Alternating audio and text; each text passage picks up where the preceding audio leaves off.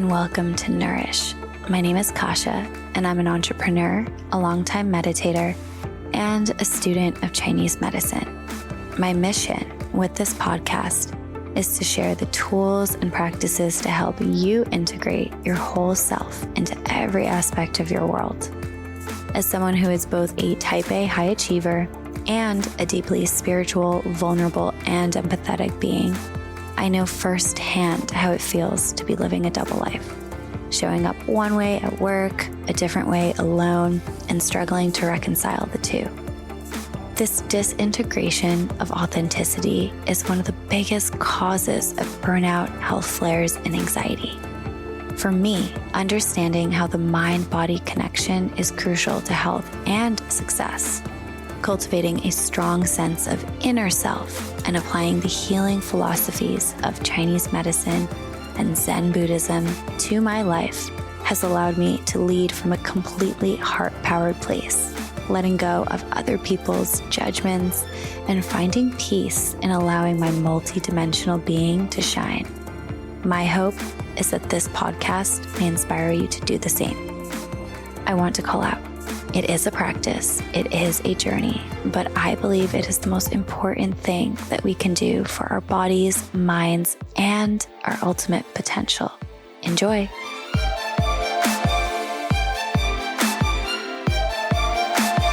Hi, everyone, and welcome back to the Nourish podcast. Today, I have such a special guest for you, Tess Palma-Martinez. Tess is a sound healer, meditation teacher, and intuition and authenticity mentor. She is the founder of Completely Golden, a spiritual lifestyle and wellness brand offering a path to aligning with your authentic self while activating your intuition. She believes you can become more aligned with your highest self by prioritizing your body, mind, and spirit. Tess is a top-rated studio teacher and has been leading classes, workshops, and retreats for over 10 years. And today's conversation, as a teaser, was really juicy. We dove into both the spiritual side and the science behind sound healing, with Tess giving us an overview of how it works, why it's impactful, and how it can be so deeply healing for our bodies, minds, and spirits. But in addition to that, we talked about authenticity. We talked about Tess's unique path, which I will offer a teaser here, was not linear. So for anyone out there who is going through major life shifts, this is an episode to definitely tune into and just recognize how none of it makes sense looking forward. It only makes sense looking back. And we also dive into how sometimes the things that we feel are not for our highest good that happen to us actually can be. If you're looking to learn more about sound healing, if you're looking to learn more about energy healing in general, and if you're curious about ways to tap into your authentic self and how to embody that on a day-to-day basis, this episode is a must listen for you. And now without further ado, let's welcome Tess to the podcast. Welcome, Tess.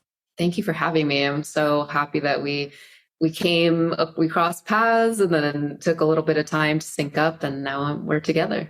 I know it's 6 months in the making, but I think given a lot of the topics that have been coming up recently for me personally, for some of my listeners, I think this episode is going to be really juicy. So I'm excited to jump into it.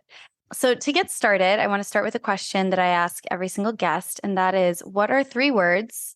And I typically say non-work related, but I feel like I'd be curious to know if you even make that distinction. What are 3 words that you would use to describe yourself? Grounded. It's like my superpower. Let's see.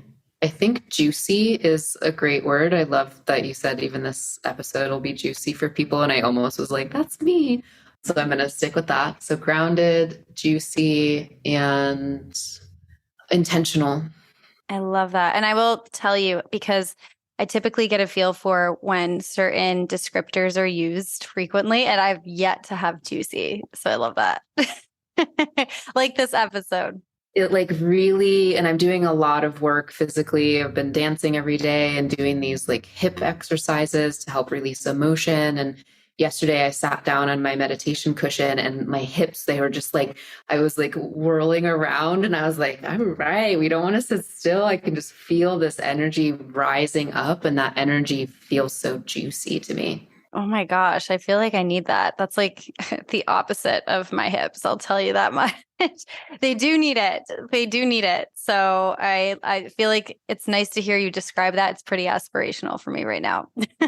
And a month ago, it wasn't like that for me. I decided, and we can talk about this in the episode, but I've been doing this higher self embodiment challenge that I created for myself. And in thinking about this next level version of Tess, who is she? How do I bridge that gap between where I am now and embodiment, and just feeling really comfortable and fluid in my body was something that I kept seeing and feeling into. And so I decided to incorporate practices now, and every single day I listen to 3 songs, and they can be dance songs or they can be slow songs, and I move my body with them in authentic movement. And then I shift into, I do this workout called Hips Like Honey that I purchased from a yoga instructor. And so I just have it on my computer and she guides you through. And some days I do my own version of it, but it's a lot of just moving into goddess pose, which is that like very deep squat, or kind of fluid cat and cow movements, and just really kind of circling the hips around. And the more you do it, the easier it is, and the more your hips want to move like that. Wow, that is amazing. And yes, I definitely want to get into that and into kind of the connection between, it sounds like, authenticity and embodiment, which ironically I find, I mean, I can't speak for all women out there, but at least in my experience, that's always been a challenge. But I do want to actually kick it off with a bit of an intro for folks so they're more familiar with your background and your story. So Tess, you're an intuition and authenticity mentor, meditation and sound healing facilitator, and oracle reader. And in doing some research for this interview, I noticed that getting to this place, kind of embodying, for lack of a better word, that person that you are, or maybe that you've always been, it wasn't a completely linear path. And I noticed that you are almost like a multi-hyphenate in a way, where your roles are just so diverse, and like part of your path to get you here is just so diverse. You ran your own brick and mortar business, which was wellness oriented, but also led a lot of community events. You're a nutrition health coach. You also served as a private chef for A-list folks in LA, like completely out there all over the place. Can you share a bit about that path? And maybe also, do you feel like it all links together when you look back at it? Because one of the themes that definitely is coming up for me as I kind of trudge on my own journey of authenticity is trusting that it all makes sense. And so I'm curious if that is your experience where you are today, connecting the dots from what was just such a nonlinear path to get to where you are. Absolutely. On all the points that you were asking, I am a nonlinear person, I guess. And if anyone's familiar with human design, I am a manifesting generator. I was going to ask you that, by the way. I was like, I don't know if you would know that, but okay, amazing. Go on. I'm a manifesting generator. I have sacral authority, and I'm a 5-1 profile for anyone who really knows about that. And as a manifesting generator, or an MG or Manny Gen, we are like professional multi-hyphenates. We just change, and part of our duty, part of our purpose in this planet, in our life, in this body, is to become as many versions of ourselves as we can. And this is to really experience the fullness of life, but then also show other people that it's possible to change, and that change doesn't have to be scary. You can do it swiftly. I tend to be more of the risk-taking Manny Gen. Some people do it very methodically, and they see this next version of them coming and they make those steps. I'm trying to do that a little bit more, like have patience with myself, because in hindsight, there is absolutely a through line. 100%, everything is linked. And so in looking back, how I have handled that in the past, I would kind of abandon the thing that I was doing before and just fully turn my attention to this new shiny interest. But then 6 months later or 3 months later, or however long later, I would realize the connection between the two. And then I felt like I had to backtrack and scramble back to like pick up those pieces and be like, oh, actually, but remember when I was doing this and they both work together. And it just felt disjointed. And so how moving forward can I see this new version of me and carry everything with me, not carrying baggage or stuckness or anything like that, but all of those shiny pieces of myself, maybe like stringing a necklace, like I'm adding a bead as I go rather than, ooh, this is a new shiny bead, and letting all of the other ones fall to the ground and then realizing, oh, shoot, I need to pick those back up again. So yes, I did. I used to own a brick and mortar store. It was called Forage and Sundry. It was a beautiful kitchen and garden, and I sold houseplants. And that was really this deep connection with nature, with beauty, with design. I hosted workshops weekly that were sold out. They were very popular. And so it was also around community. And all day long, I was pretty much in the store and just potting plants into pots. And I also sold cookbooks and flatware and plates and dishes, and florists were very attracted to all of the objects that I was selling and would often ask to either rent or borrow the things for their styled shoots. But what kept happening was they would forget the food element, and that an empty table, you can only get so many pictures of that and it kind of looks lifeless, but they needed the food component to be on the table, or maybe models of people eating, to kind of accompany the flowers and what the flower essence is really about. And I loved to cook, but I wasn't a chef at that time. And so I was volunteering. Oh, I can do that. And maybe in exchange, I can utilize the photos that you get from the photographer. And so that kind of started to plant this nutrition thing for me, because I'm allergic to gluten. I'm also allergic to cane sugar. And so with those two dietary restrictions, which both of them are minor in themselves, but together it's very difficult for me to eat anywhere. And so I tend to do a lot of cooking for myself. And then if have friends over, I'm making sure that everyone has what they can eat as well. A lot of people have dietary restrictions. We just don't accommodate them. And when I decided to close the store, I had it for 4 years. I closed the store. It was like a total shattering of my identity. I didn't know who I was anymore without that, but it just wasn't a viable business any longer. And I decided to go to nutrition school. And so I went into a nutrition program, studying nutrition, really focusing on the dietary restrictions aspect. And everything that I knew it was an inherent talent as well with cooking before going to school, but then now combining it with all of the science and the information behind it. And I started working as a private chef. And so then there I was in the kitchen, and I would have these pots again, and I would be stirring and working within these pots. And I then moved to Los Angeles, very quickly got connected with a lot of the A-list celebrities out here and was working in that space, but there was no real connection. And looking back to my store, it was all about community and these workshops and really teaching people and working with people, collaborating. And then now I'm in these homes and I'm seen as like a fixture in the kitchen, and there was no real connection to me. And my soul was craving that. I then developed some deeper health issues. I had developed PCOS and endometriosis, and had one of the cysts rupture, which brought me to the emergency room, where they diagnosed me with the PCOS, and there was a grapefruit-sized endometriosis cyst on my right ovary. And I had to go in for emergency surgery. And when I say emergency, it was very fast paced, but I still had to go in for MRIs, and I still had to do all these different testings. And it took about 4 months between when I went into the ER to when I actually had the surgery. And I turned more deeply to sound healing. And every single morning I would sit in front of these singing bowls and I would play them. And again, there's that pot shape and working within the bowls and stirring that stirring shape motion. And I went in for surgery and everything was healed. And the OBGYN was just like, I don't know what you did. I don't even need to know. You don't need to tell me. Wait. All the cysts were healed? Yeah. Oh my gosh. Wow. I know. It's like a wild story. It's unbelievable.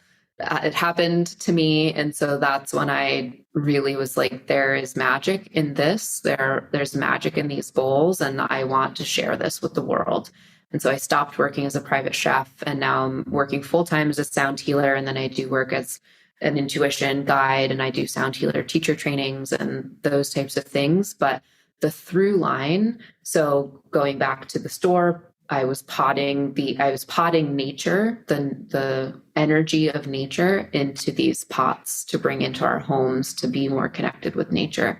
And then with food, I was working inside of pots to create nourishing food for the body. And then now with the sound healing, I am the conductor of frequency. And so that through line is energy. And everything is energy. That is scientifically proven. It's now no longer that woo-woo kind of statement. We are vibrational beings. Everything that exists in our planet and our solar system is vibrating, and vibration creates sound. And so when we come into contact with sound, it feels very natural. Your body is just like, oh, yes, I remember that. And then the healing component of the bowls is just incredible. I mean, they are literally creating resonance within your body to bring yourself back into harmony. And I had dis-ease. I had disease in my body through the form of PCOS, endometriosis, many cysts. And by working with this harmonic frequency, it brought that harmony into my body and allowed it to heal completely within 4 months. So that's to answer your question. Yes, I am a multi-hyphenate.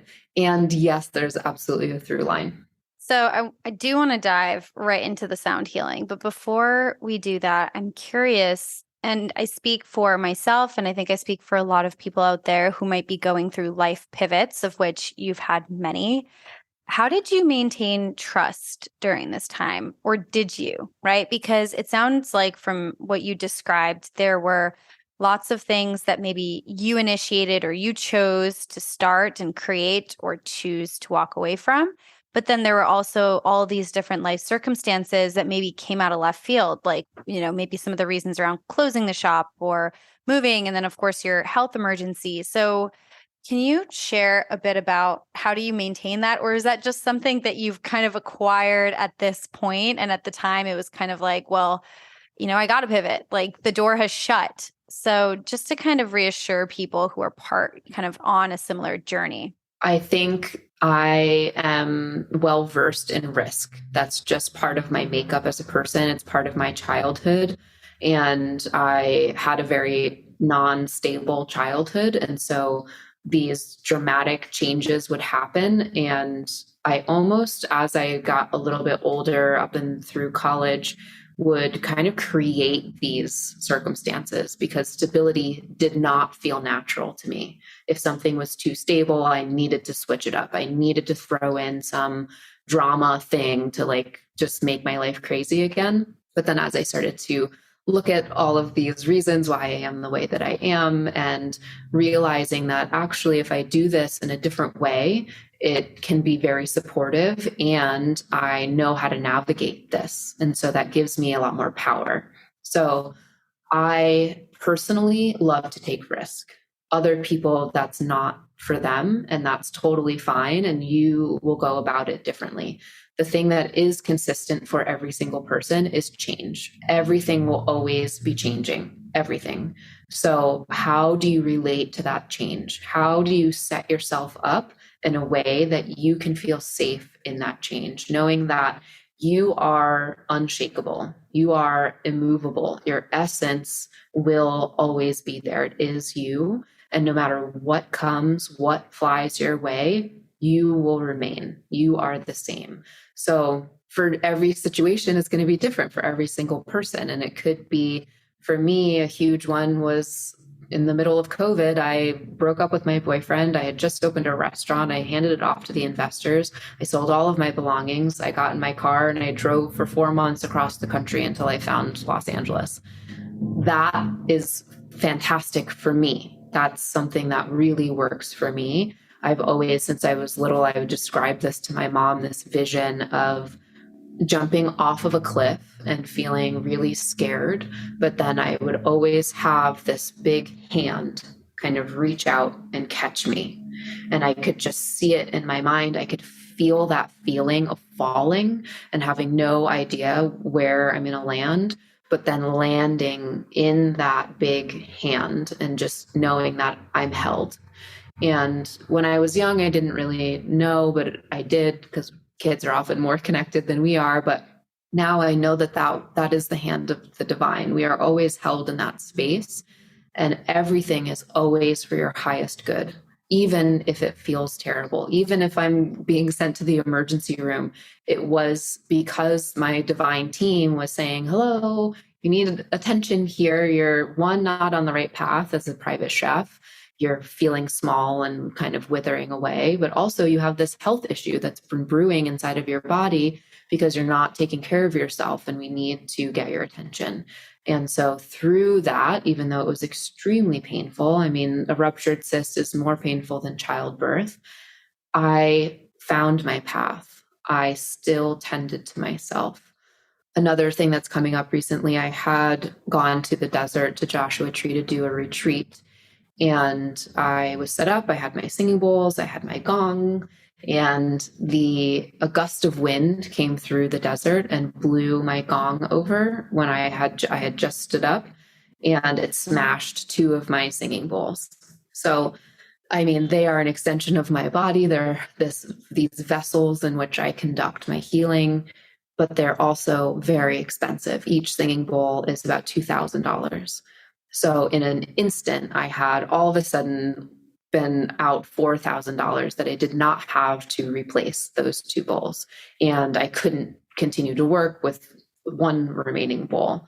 So I was kind of stuck in this place, and I allowed myself to go through the grief and really feel the loss of those bowls.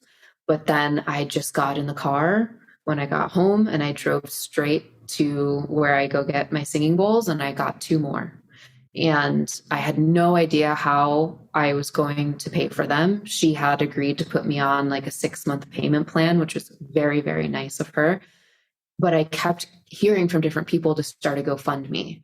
And I had all these fears coming up about how I would ask for help or say like, oh, I'm a sound healer now, help me buy these bowls. It just felt really silly. But those are all of the shadow parts of myself that don't feel worthy. I decided to just go for it. I had like 10 people suggest to GoFundMe. I started it, and less than 72 hours, it was fully funded with $4,000. So I was able to pay totally off the bowls in less than 3 days. So as an example of this change when things are out of your control, to just double down into what you know is for you. I know that sound healing is my path.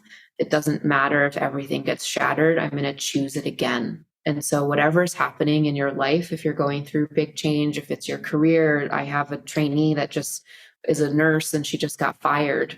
And my response to her was congratulations. Because even though it feels really hard and you don't know what's coming next, absolutely, I can guarantee you it will be better. It will be better than where you were.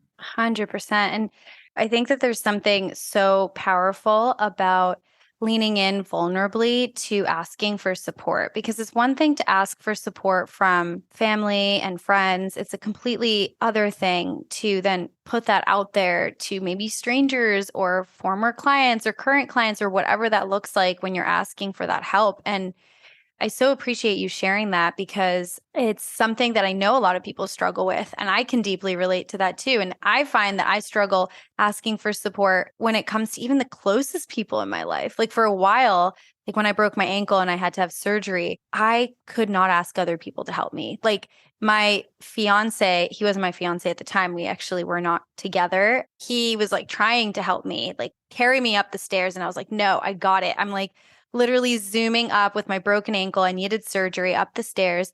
And the fascinating thing of that whole experience of the healing from the ankle injury was actually learning to lean on other people, which kind of, in my opinion, put me in the place where I could receive the love that he was trying to give me, which I had rejected at that point. Like we were together and we had broken up because I just couldn't handle it. I couldn't handle that. And so I wonder if there might be like ripple effects of even that kind of vulnerability to put that out there and then to actually feel supported by strangers, because that's, I think a lot of people struggle with trusting something that they cannot see, like that hand that you so beautifully visualized. And so there is really something, and there's something very communal about leaning on people you don't even know in this case, right? And people want to give. That's the other side. Like, we're so concerned with ourselves and, oh, I have to learn how to receive, or I do this and I do that. But if you open yourself up to the other person that's in front of you, they want to give. Thinking about any time that you've hosted a dinner at your house, and always there's somebody that's like, oh, can I help you? And usually, at least women, we are like, oh, no, it's okay. Go enjoy yourself. But that person is asking you because they want to help. They want to connect with you. They're grateful to be in your home, to be part of this dinner experience. And so allowing them, it's not even about you receiving. Yes, that is the byproduct, but it's more just allowing other people to do what they want to do, to express themselves. And I know this even more deeply now as a facilitator in holding space for other people. When I'm training my students, I tell them, like, this is not about you. You have to totally let go of yourself. You are holding space for all the other people in this room that want to receive, that want to heal, that want to share their story with you after class. And so a big part of that receiving, so many people donated. It was amazing. It really blew my mind. I had donations from $5 all the way up to a single $1,000 donation, which, like, that was the hardest part of it. Even it was to receive $1,000 donation from a single person was so intense for me. And they actually didn't even want to talk about it. There was no, like, I tried to be like, oh my God, well, can I come to you and I'll give you a private sound bath? And it was just like, no, I'm just giving, like, you don't even need, thank you. I don't need all of this. Just receive it. Just take it. So when we allow other people to they're so generous, but then also it illuminated people that couldn't show up for me. And that was also really amazing information. All these people that I assumed would, or I felt that I had given to them and they never give to me. And this just illuminated that even more. Some people couldn't donate, but they sent their condolences, or, oh my gosh, I'm here for you if you want to talk about it. And then other people, just nothing. And so it all is just information. Everything that we're experiencing in this life is information, and how we respond to it depending on what feels right and authentic for us. I love that. I do want to actually pivot for a minute to something that you said, and this is totally off the outline that I shared, but it came up. So here we go.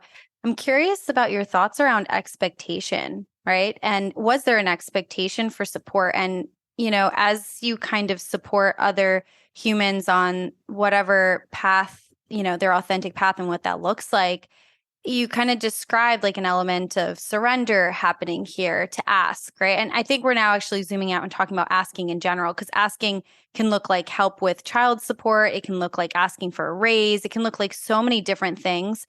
And I'm curious, you mentioned, kind of noticing or becoming aware of people that didn't show up. And I'm curious what your thoughts are on the expectation and on this journey and path of spiritual development and also authenticity. How does that land? Like, is there space for that? I mean, should there be? Like, I don't know if there's a right answer, but hopefully you know what I'm getting at here. I do. Expectations are complicated because we need to have a certain level of expectations in order to grow. We see these future versions of ourselves. We have ideas of projects that we want to create. And so there's an inherent expectation in that. It's more maybe in line with a potential. And then there are the expectations where we assume other people are going to behave the way that we would in a situation. But what we're not realizing is that they have their whole life of programming and training to be a human that they've gone through. And it's also a situation that you are on the other side of. You don't actually know what you would do if the situation was reversed because you're not in that reversed situation. Perhaps something similar happened. Let's take your broken ankle. You've broken your ankle. I'm sure other people have broken an ankle or they broke their arm or whatever. And so they can somewhat relate. And so there's maybe a little bit of like, oh, when this happened to me, I would have liked this. So I'm going to give that. But then their thought could be very different than what you actually need. It's like when you get a gift from your uncle at Christmas when you're a kid and you open it and it's like an ugly red sweater with a weird teddy bear on it. And you're like, I don't like this. This is weird. Whereas his expectation is that, oh, she's 6. She's going to love this. So it's coming from just that we have myriad perspectives on life. Every single person's perspective is unique to their own reality. It is they are projecting this reality out into the world. So I think we really limit ourselves when we attach our version of reality to anyone else's, when we assume that that's how they're going to behave. And when you can let that go, and that comes through cultivation and practice, when you are able to connect to that observer part of your mind. I talk a lot about this in sound healing, in meditation practices. When you can connect to that part of you in the back of your mind, this deep seat of your soul, it has no judgment. There are no expectations. It allows all parts of life to exist. It allows the laughter and the light and the bright and the love, but it also allows the disgusting and the anger and the sorrow. Everything is equal. And actually yesterday I had a person that I was talking to about, I really love yin and yang. I love the symbol. It's the sign of my gong as a yin and yang. And it is the duality, the lightness and the darkness, masculine, feminine. And this person was having a difficult time understanding spirituality. And they said, but why do such bad things happen? And I said, why do you think they're bad? And that's the way you need to look at it when you're trying to cultivate that observer. You have to let go of your judgment of this is good, this is bad, this is right, this is wrong. And instead, it just is. It exists, and that's it. 100%. I mean, I really reflect on, at the time that, for example, the ankle, that was like a traumatic experience of surgery and all these different things. But I truly think it adjusted the course of my life. Like at the time, I was about a week out from flying out to France, going to start talking to somebody already there. And it completely redirected my life. And I think it is the reason why my fiance and I are together. So never makes sense necessarily looking forward, but it does, as we discussed, looking back. I do want to dive into sound healing because I think for a lot of people, or maybe some of the audience, they're not familiar with what it is. So we've mentioned it several times. Can you start by maybe sharing what exactly is sound healing? What is happening when certain sounds are emitted? I'd love to dive into that. Sound healing, its essence is a style of meditation. That's the easiest way to connect with it. You are meditating through sound. So as a sound healer, that's the term, you would be facilitating what is known as a sound bath. And sound healing is kind of the overarching name. You can be utilizing different instruments, including singing bowls. Those are very popular now. You might see people kind of sitting with these big white bowls or sometimes metal bowls, and then sometimes even more colorful bowls. And those colorful bowls are the ones that I use. So there are different styles of singing bowls.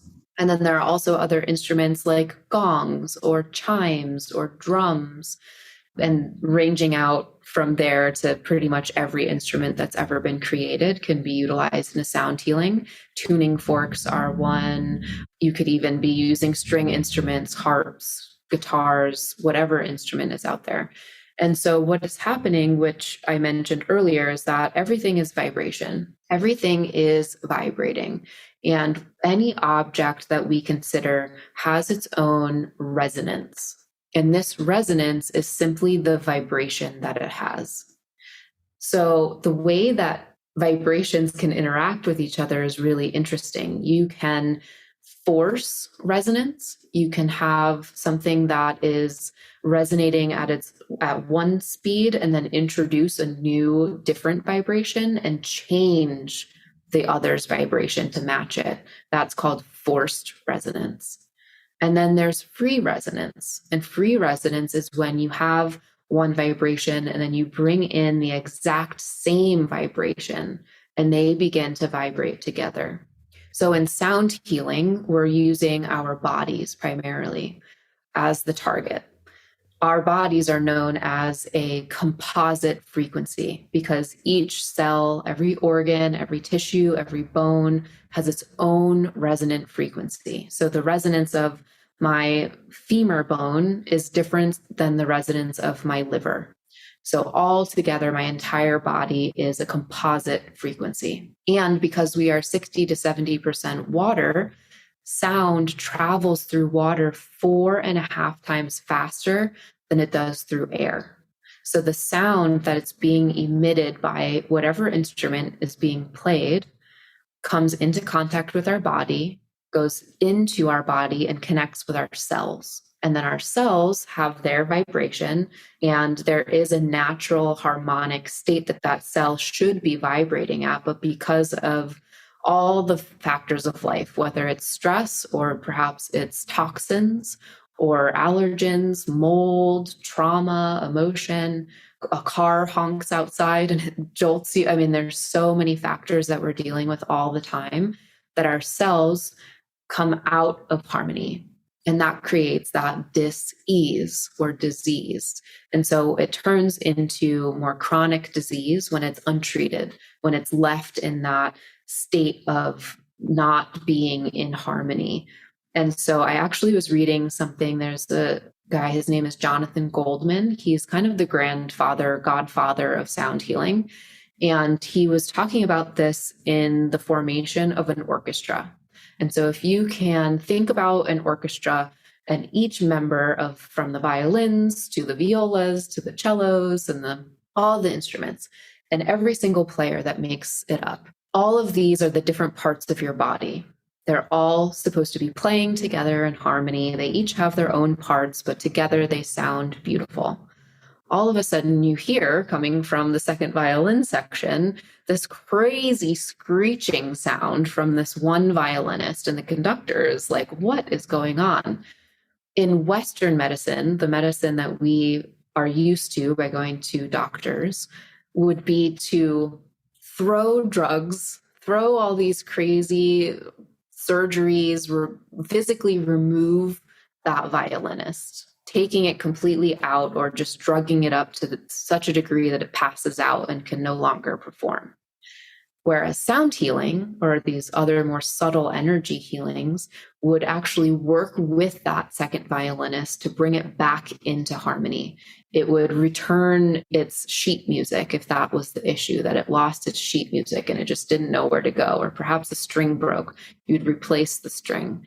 And so by bringing these harmonies back, you're allowing all of your body to stay together rather than eradicating pieces of it. And then everything else has to compensate.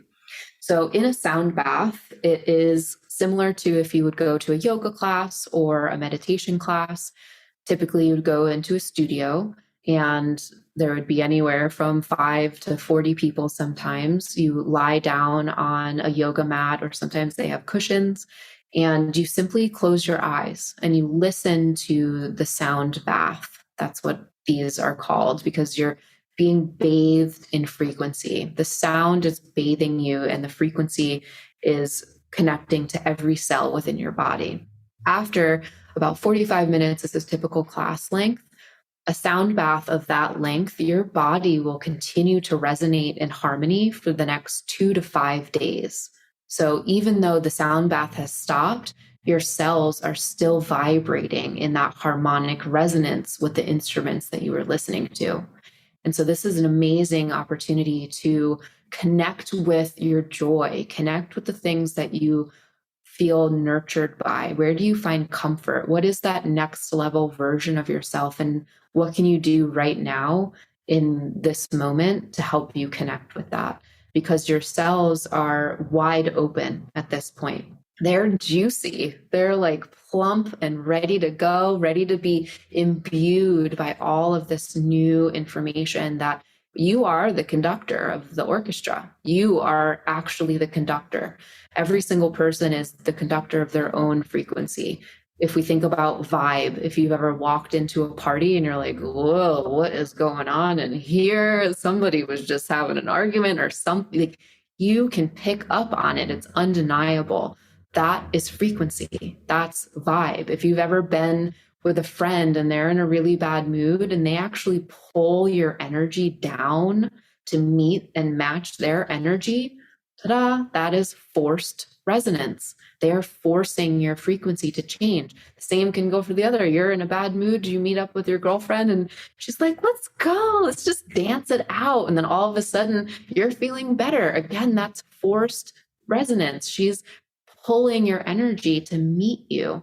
So we're navigating this world of frequency in every single thing that we do, from the food we eat, if we're spending time watching TV, what we're watching about on TV, going for a walk, again, cars honking. I mean, there's so many things that we have to navigate. So when you can take time to just reset, just come, lay on the mat, listen to these beautiful sounds, let your body rest.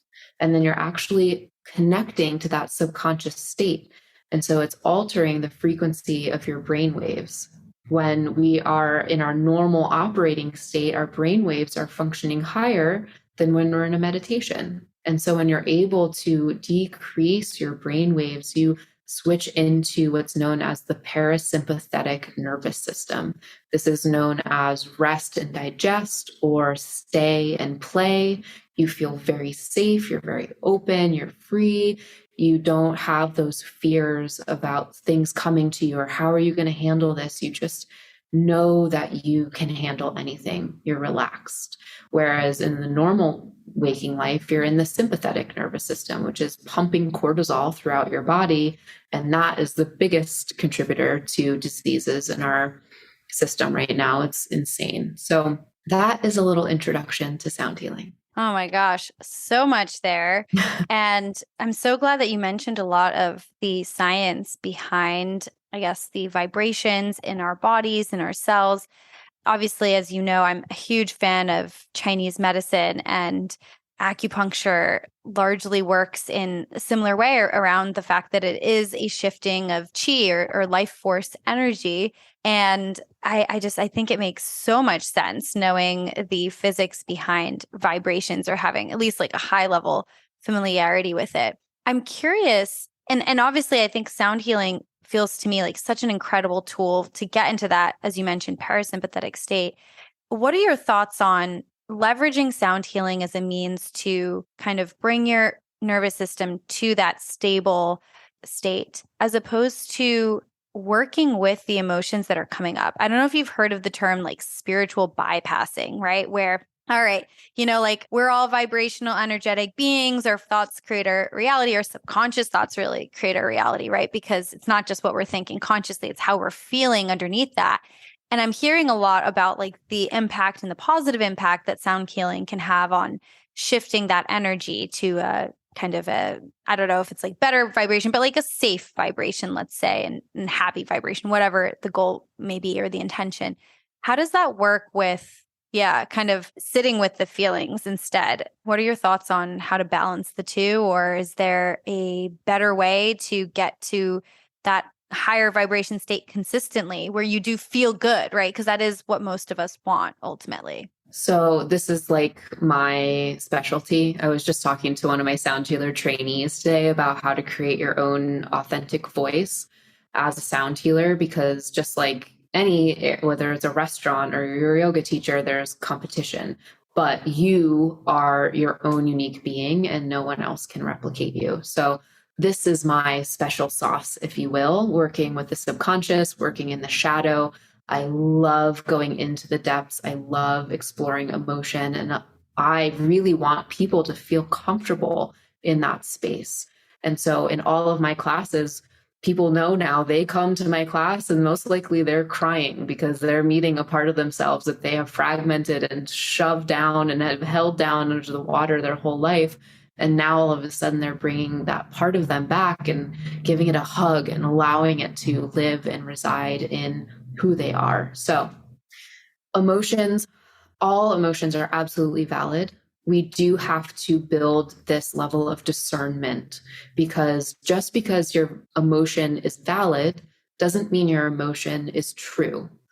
And so when we think about the programming of our mind, our brain is made up of neural pathways.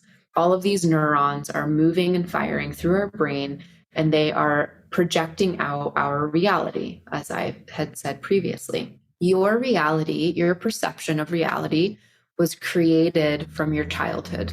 Everything that you have experienced from 0 to the age of 7 and sometimes up to 10 or 14 is impacting how you live today. So how you lived then, everything that you learned then, is pretty much how you operate in your life now.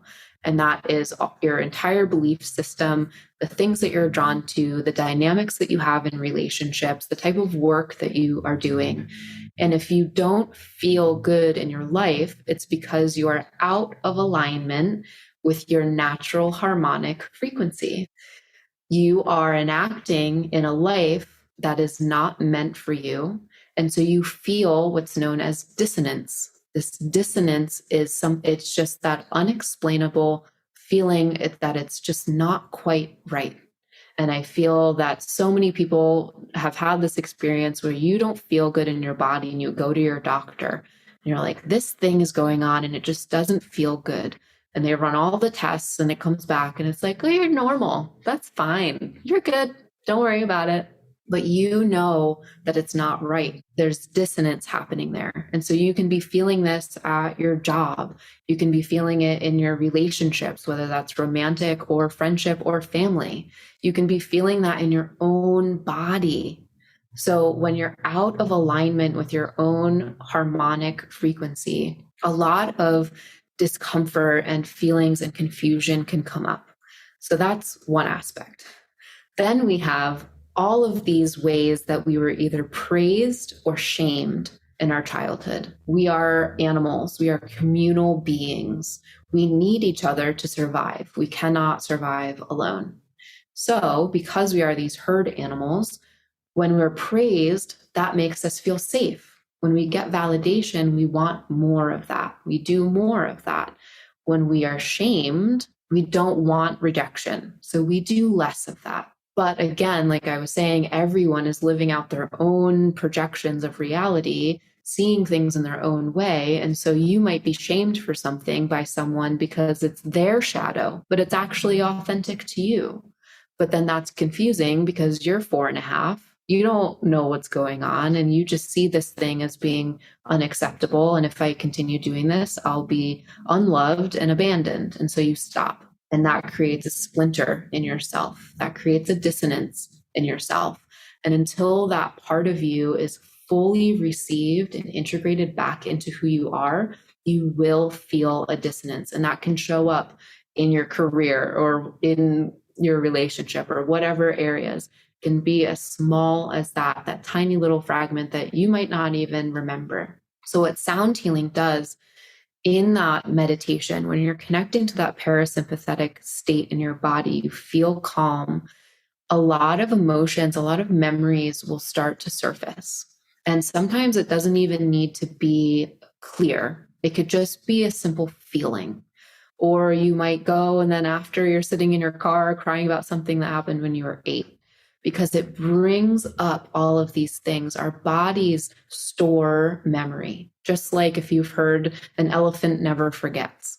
Animals, we hold on to things. If it's not able to pass through our bodies, we store it. And often we store it in our hips. So full circle. No pun intended. Full circle, everything. Full circle, bring it around town. So sound healing, and even if you have connected with sound healing and you've been in the presence of a singing bowl, they have these whirling notes. It is a very circular sound. Even the gong is a circular object. The frequency is being emitted in what's called a sine wave, SINE. And this is a repeating, undulating, consistent frequency. So as this is coming into your body and it's flooding your body, there's less and less space for these fragmented pieces to hide. It begins to bring everything up to the surface. And you have to be able to navigate that space. And if you don't take the time in your life to really address it, and it doesn't have to be as huge and as scary as I think a lot of people do, it's really connecting to that observer, saying, thank you so much for letting me know, and let it go. You don't need to dive so deep into it. Sometimes it's good to go down there. I go down there. I feel so secure in the depths of my own ocean of the void that it's fun for me to do that. And so I'll take kind of trips, if you will, down there. But as you're starting, it can feel scary. Some things might come up that could be earth-shattering. I've had that experience personally. But just coming back to knowing that you are immovable. You have that core center. Your soul is whole and pure. And so when you can just return back to that space, and if you want to do that with sound healing, or if you want to do that with simple meditation, or if you want to do that by going for a walk around your block, just making time for yourself to connect with all of those parts of who you are, that is what the real work is. And so when you mentioned that word spiritual bypassing, I literally laugh. I can't. So spiritual bypassing in its simplest essence is when you are focusing on the think positive, doing the vision boards, everything has to be good, or even you're just not allowing the emotions that you have to exist. You are bypassing your spiritual growth by skipping over all of the expression of your human life. You are bypassing your ability to spiritually grow.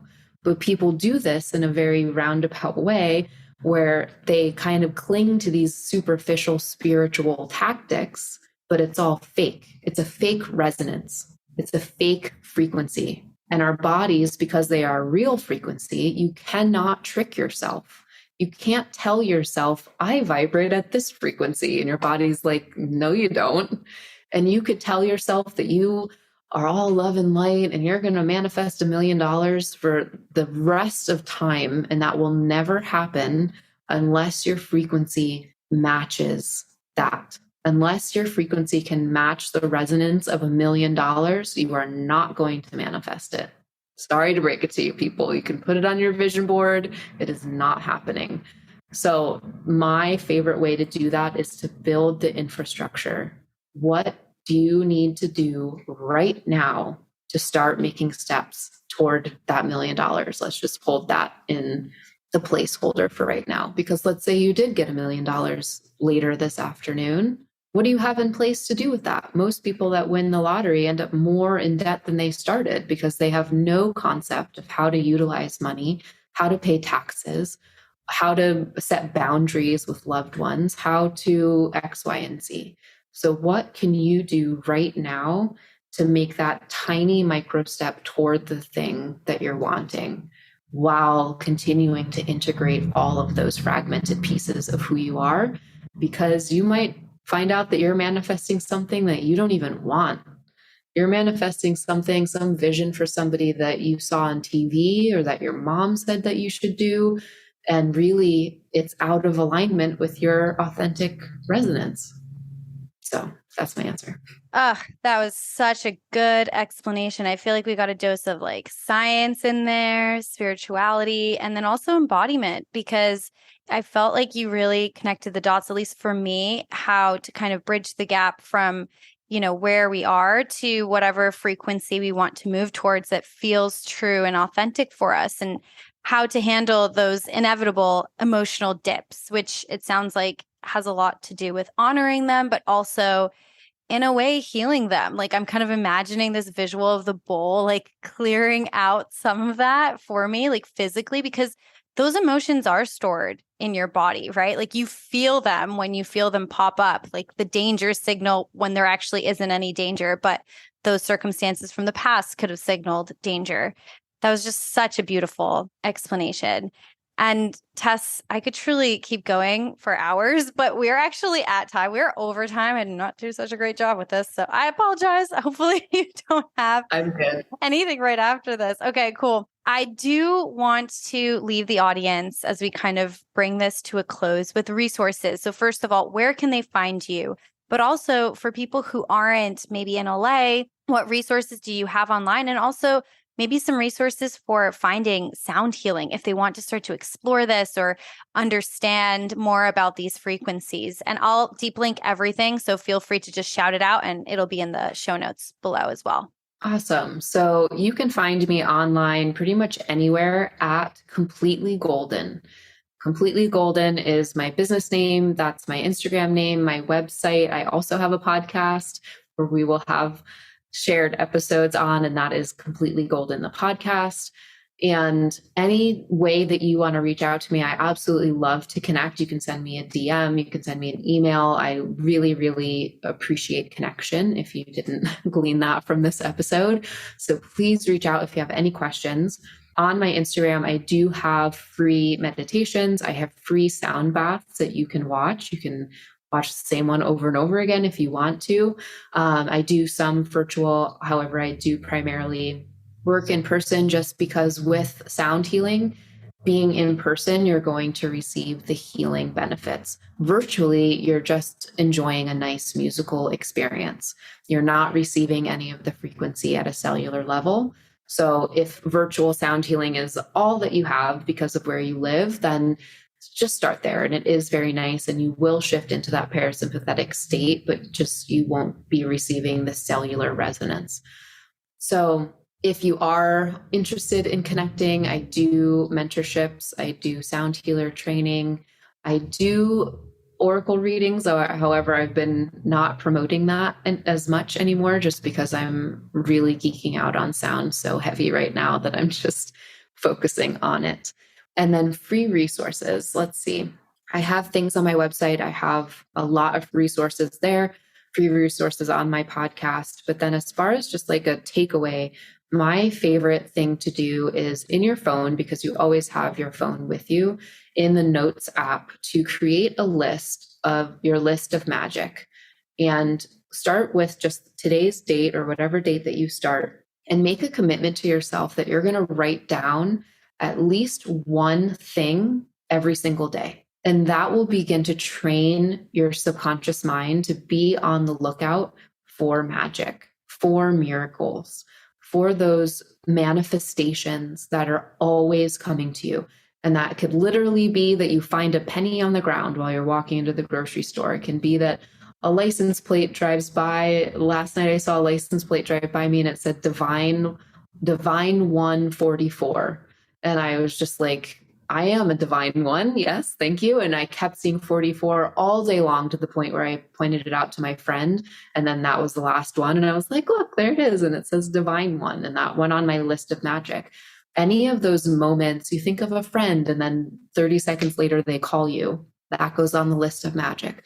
All of those things will help to build that trust muscle for yourself, that magic is happening all around you. You are already manifesting the life that you want. You're already receiving signals to help bring you into greater alignment.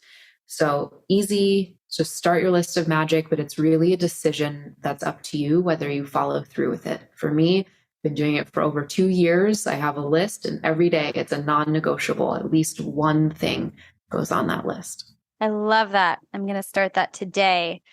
Tess, it was such a pleasure to have you on. Thank you so much for joining us. Thank you. Thanks for having me. And thank you, everybody, for listening.